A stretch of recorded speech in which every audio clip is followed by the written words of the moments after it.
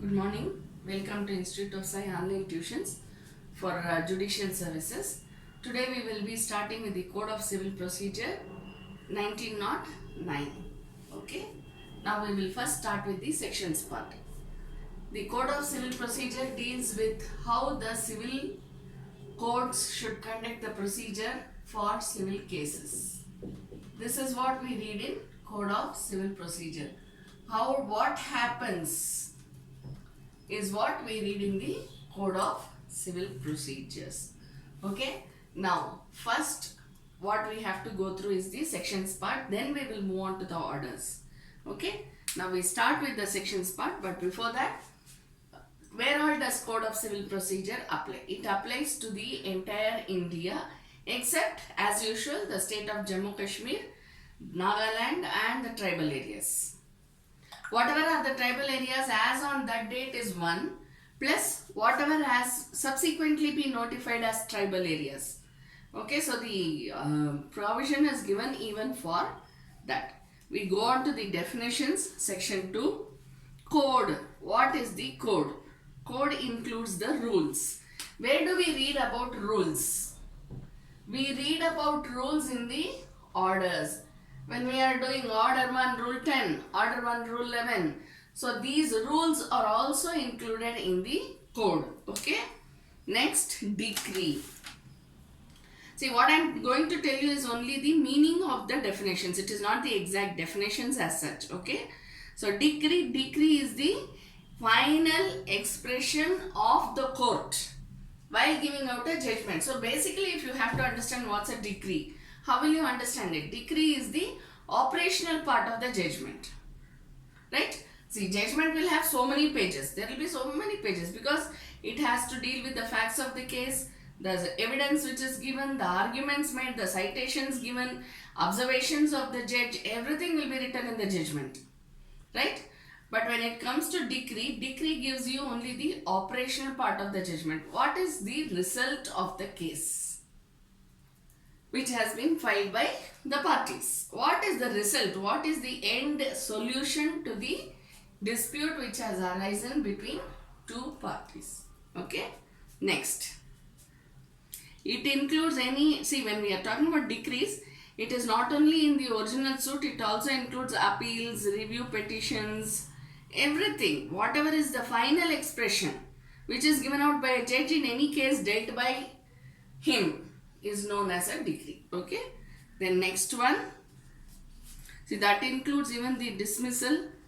That includes even the preliminary dismissal. Dismissal for default. Okay. And even when the case is withdrawn as settled out of court. The case shall be dismissed as settled out of because it has been withdrawn as a settlement out of the settlement procedure. Okay. So even that shall amount to a decree. Then next we go to decree holder. Who is a decree holder? The person in whose favor the decree is given by the court is known as the decree holder. Obviously the other part, who is it? Judgment debtor. Though it comes a little later, I am just telling you so that you will understand it better. Okay. Decree holder is the one in whose favor the decree has been given. Judgment debtor is the one against whom the judgment has been given. That's why we call the person as debtor. He is a debtor as far as the judgment is concerned. So he is known as judgment debtor. Then we go to district. What's a district? District is any area which has been notified as a district in the official gazette. Then you have the foreign court. Anywhere outside the territory or territorial jurisdiction of India. Outside the jurisdiction of India is known as foreign court. Government pleader who has been appointed by the state in order to defend the state is known as a government pleader. High court, all of us know that. High court is the highest court in the state, any state for that matter. Then we go on to India. India, wherever it has been notified in a different way, then it shall mean only in such ways. Okay. But other than that, it includes the territorial jurisdiction of India. Then next, judge. Who is a judge? Judge is the presiding officer of the court. In this case, since we are doing the CPC, it is the civil court. Then judgment. Judgment is again the statement which is given by the judge. Okay, while appraising after going through the evidence, arguments, everything, whatever is the final observations and the opinions of the judge, that is known as the judgment. Then judgment letter we have already finished. Next we go on to the legal representative. Legal representative, if you have been watching all the videos, especially the video on Contract Act, by now you will know who is a legal representative. Of course, under the CPC, anyone who represents a person legally, in a legal manner, is known as a legal representative. That is the common frame which is given. Okay, but that includes nominees, assignees, successors. We advocates, we are also legal representatives, right? But we are not legal representatives in the strict sense of the term as per CPC. Okay, we are all in the nature of agents, that's it. But since we are all professionals, we don't come under the term legal representative. But any directors, joint directors, partners, okay, then assignees, nominees, successors, legal heirs, power of attorney holders, all these people come under the heading of legal representative. You have the next friend, right?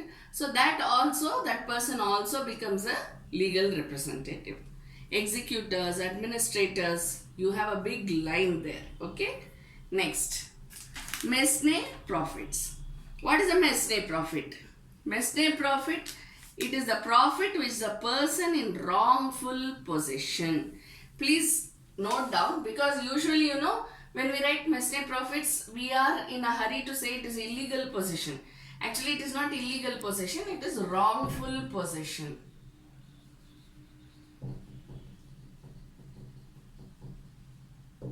This is very, very important. If you have the book in front of you, please underline that. Okay, wrongful possession, because wrongful possession need not necessarily be illegal, right?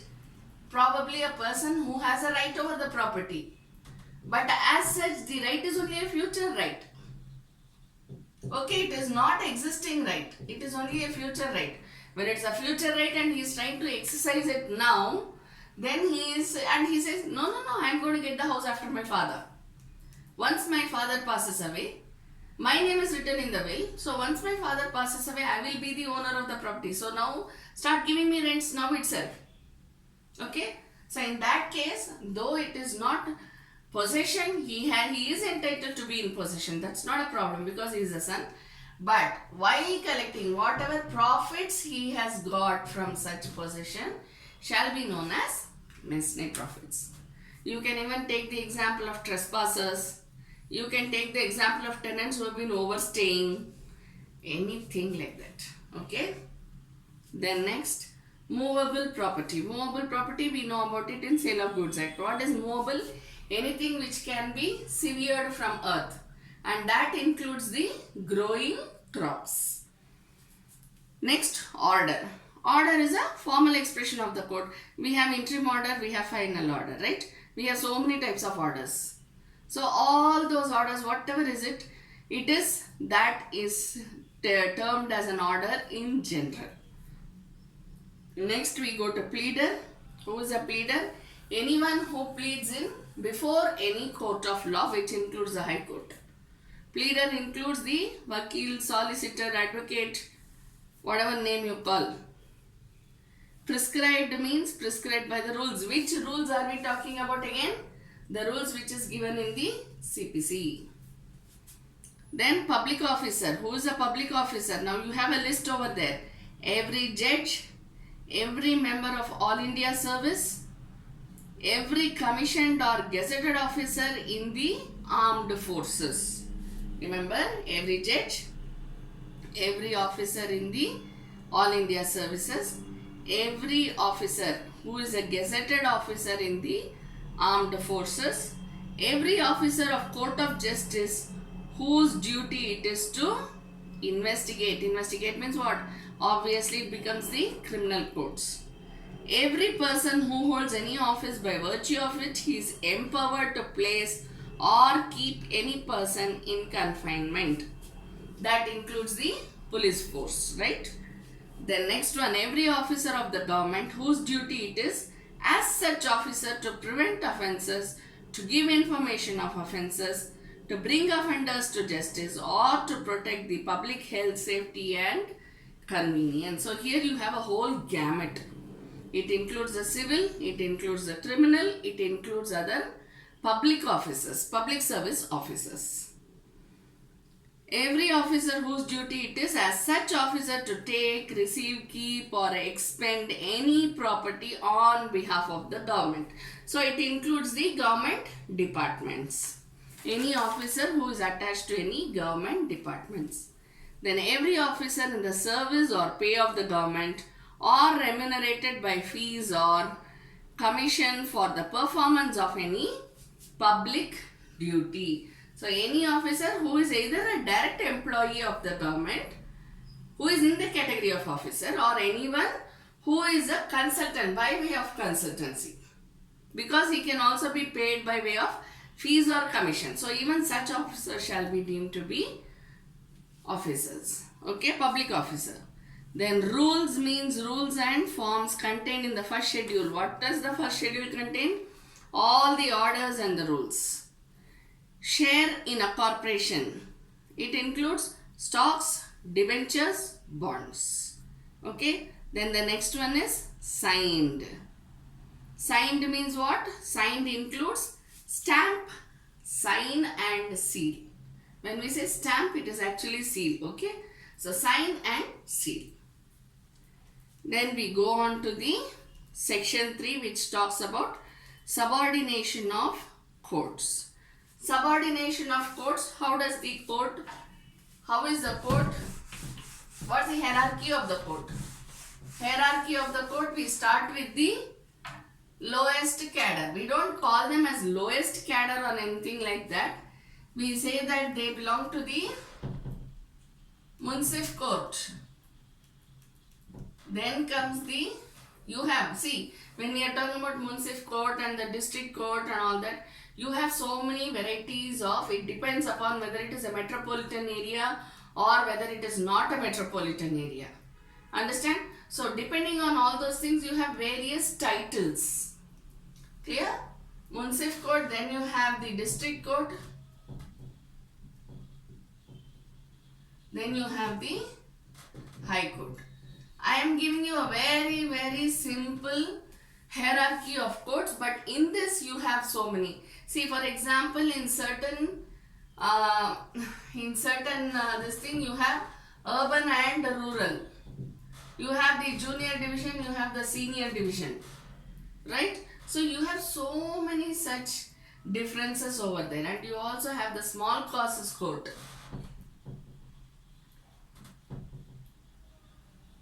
Okay, then you have the deputy commissioners in some places. You have the assistant commissioners, so though they are all into the government service, but they are all deemed to be quasi-judicial authorities, right? So though they are taking up cases, they do not come under the category of any of these judicial courts. Okay. Then we go on to the next one, Revenue Court, Section 5. Application of the code to revenue courts. No, this CPC does not apply to revenue courts. I was just telling you about DC, AC. These are all revenue courts, right? Taluk level, Taluk Panchayat, Village Panchayat. These are all not. They are all deemed to be revenue courts, okay? So when all these come, CPC does not apply to them unless the state government prescribes that CPC shall apply to such courts as well, to the revenue courts. Okay, then you have the pecuniary jurisdiction.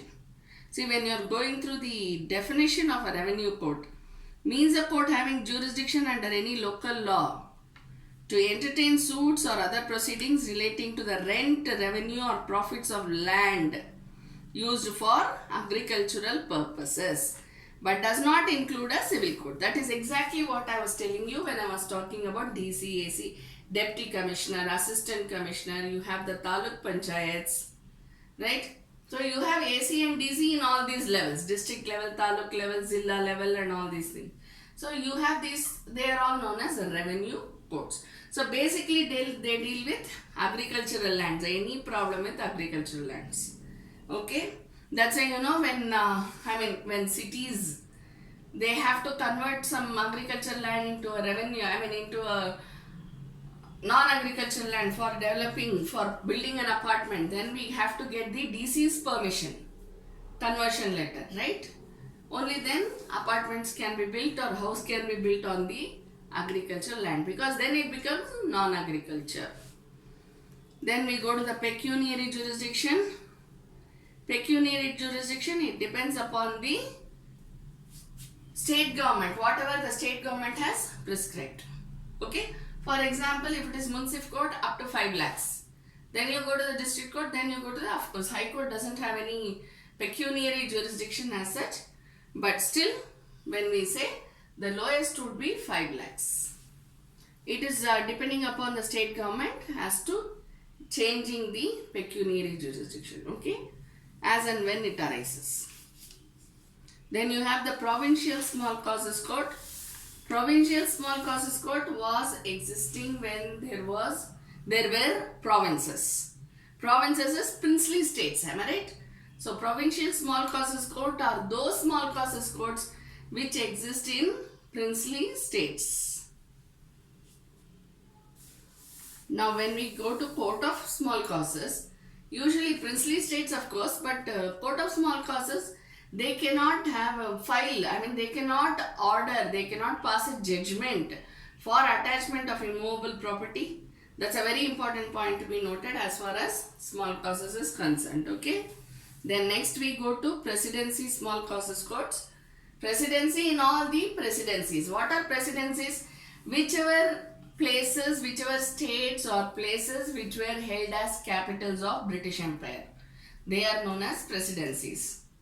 Okay, so those small causes courts which exist in all those presidencies are known as presidential small causes courts. Now we go on to the part 1 under the sections, that is suits in general.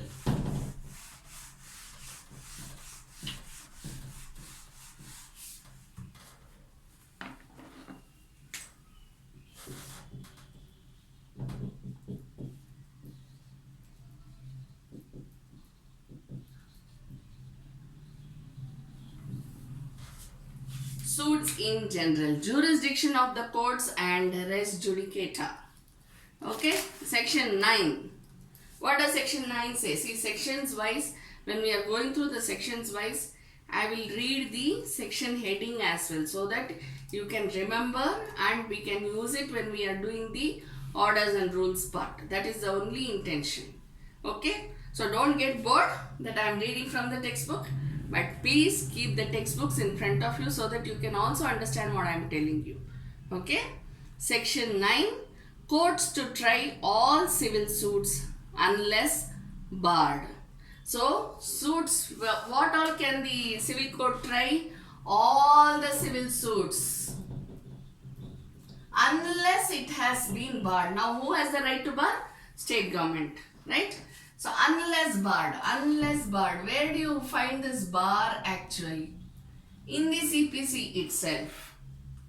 You have certain bars with regard to res judicata, you have bar on suits, you have bar on second appeals, right? So, all this. So, every civil court shall try all civil suits unless it has been barred by the CPC, Code of Civil Procedure. Okay?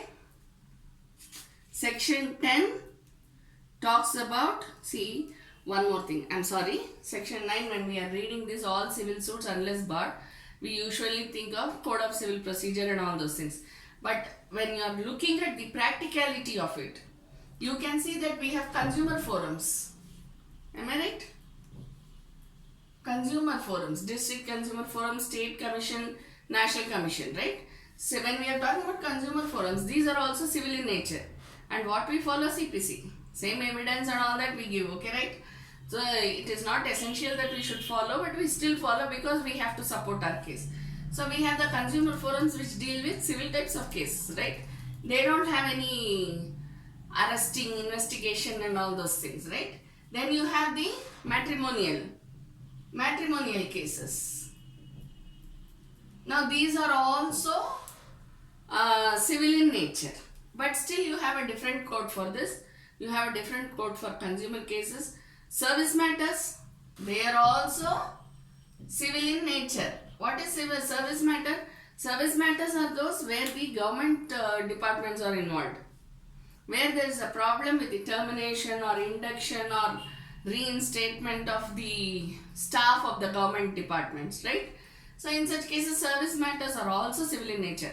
But you know, these all have a different forum, different tribunals, therefore different courts, family courts, right? So these are all dealt with in a different court, even though it comes under civil jurisdiction. So you know, when you are saying, of course, what you have in the book is whatever has been barred under the Code of Civil Procedure. That is one thing, but when you look at the practical side of it, this is how you have to think. Okay. See, and one more thing I would like to tell you now itself. Some of the provisions deal with some of the cases. Some of the provisions deal with other types of cases. So don't take it as a blanket expression for all the cases. Okay. You have to see the facts of the case, the dispute on hand, and then apply the CPC to each of the cases, right? Then we go to section 10. Section 10 talks about stay of suit. No court shall proceed with the trial of any suit in which the matter in issue is also directly and substantially in issue in a previously instituted suit between the same parties, or between parties under whom they or any of them are claiming, where such suit is pending in the same or any other court beyond the limits of India, established or continued by the central government and having like jurisdiction or before the Supreme Court. Okay. So what are important for section 10? Same facts in issue. Where have you read this? Evidence Act. Same facts in issue, maybe between the same parties or anyone claiming under them.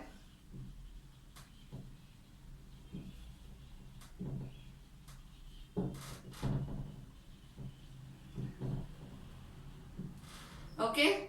Same fact in issue. This is very, very important. Okay. And it can be before any court. It is not necessary that it should be before the same court. Before any court. But what you should remember is stay of suit. In such cases, a suit cannot be filed. See, if I file for a partition case before one court, some court, say for example the district court, okay, in Bangalore, I cannot file the same thing in another court, probably the High Court or another district court. I cannot do it unless the subject matter is different. See, if the subject matter is different, I can do. See, I have filed a case before the district commissioner, the district court, Bangalore, for a particular property which is in Bangalore. Okay, it is the same parties. But here I am filing in another district court, say for example, I don't know, I mean, if you are familiar with Karnataka, you will know, okay, Mysore will be a common feature for all of you. It's a common place, right? So you know it very well, it's a very popular place. If it is, suppose I have a property in Mysore and there is a dispute arising between the same parties in Mysore, for a property in Mysore, I can file. Why? Because the facts and issue is not the same. Okay? So that is what is section 10. Section 11, very important. You should always remember all these things. You know, analysis is very important. We go on to section 11. Section 11 talks about res judicata. Res judicata, no court shall try any suit or issue in which the matter has directly and substantially in issue directly and substantially in issue in a former suit between the same parties or between parties under whom they are litigating, competent to try such court or such suit in which such issue has been subsequently raised and has been heard and finally decided. See, here we are just talking about stay of suit, where one suit is already filed, same fact of case, same parties cannot be filed in another court. That is section 10. What is res judicata? Res judicata, where it has been substantially tried, you should keep in mind. Substantially tried and decided upon. Finally decided. Very, very important, substantially and finally. Even though they are all English grammar words, you should keep in mind. What do you mean by substantially? Substantially means what? Principles of natural justice, right? Has been followed. Both the parties have been heard, right? So, substantially tried. What? Regarding the subject matter, regarding the facts in issue. It has been substantially tried. The subject matter has been broached upon. It has been argued upon. Evidence has been produced upon. That is substantially tried. And decided finally. This is very important because interim order doesn't serve as a final order. You know it, right? So, it has to be decided finally. Any suit which has been substantially tried and decided finally cannot be retried. Okay? We stop with this. Thank you.